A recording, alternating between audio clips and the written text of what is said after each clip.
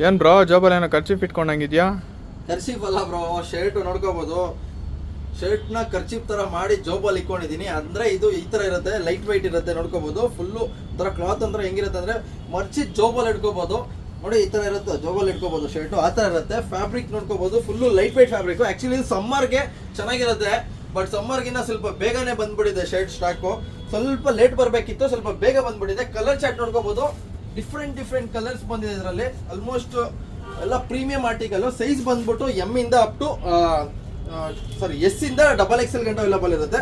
Colour chart ನೋಡ್ಕೋಬಹುದು, ಎಲ್ಲ different colours, different printed ಅಲ್ಲಿ ಸಖತ್ ಯೂನಿಕ್ ಕಲೆಕ್ಷನ್ಸ್ ಇರುತ್ತೆ. ಹಾಕಿದ್ರೆ ನಿಮಗೆ ಒಂದು ಶರ್ಟ್ ಹಾಕೊಂಡಿರೋ ಫೀಲೇ ಇರಲ್ಲ, ಆ ಥರ ಇರುತ್ತೆ ಶರ್ಟ್ಸ್. ಇದು ನೋಡ್ಕೋಬಹುದು, ವಿತ್ ಡಬಲ್ ಶೋಲ್ಡರೇ ಬರುತ್ತೆ, ವಿತ್ ಬೋರ್ಡ್ ಪ್ಯಾಕಿಂಗ್ ನೋಡ್ಕೋಬಹುದು. ಲೇಬಲ್ ವೈಸ್ ಎಲ್ಲ ಇರುತ್ತೆ ಇದರಲ್ಲಿ. ಎಲ್ಲ ಪ್ರೀಮಿಯಂ ಆರ್ಟಿಕಲ್. ಕ್ಲಾತ್ ಮಾತ್ರ ನೆಕ್ಸ್ಟ್ ಲೆವೆಲ್ ಇರುತ್ತೆ. 1% ನಿಮಗೆ ಹಾಕಿರೋ ಫೀಲೇ ಇರಲ್ಲ.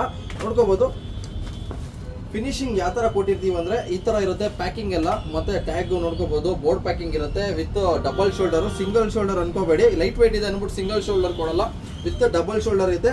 ಹಾಕಿದ್ರೆ ಮಾತ್ರ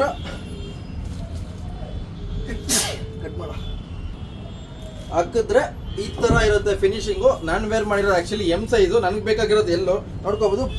ಬ್ರ್ಯಾಂಡ್ ವೈಸ್ ಫಿಟ್ಟಿಂಗ್ ಬರುತ್ತೆ, ಗೊತ್ತಲ್ಲ. ಖರ್ಚಿಪ್ ತರ ನೀವು ಆರಾಮಾಗಿ ಜೋಬಲ್ಲಿ ಇಟ್ಕೋಬಹುದು. ಫಿನಿಶಿಂಗ್ ಅಂತೂ ನೆಕ್ಸ್ಟ್ ಲೆವೆಲ್ ಇರುತ್ತೆ, ಗೊತ್ತಲ್ಲ. ಪ್ರೈಸ್ ಬಂದ್ಬಿಟ್ಟು 1000ಗೆ 3 ಶರ್ಟ್ಸ್ ಇರುತ್ತೆ ಫ್ರೆಂಡ್ಸ್.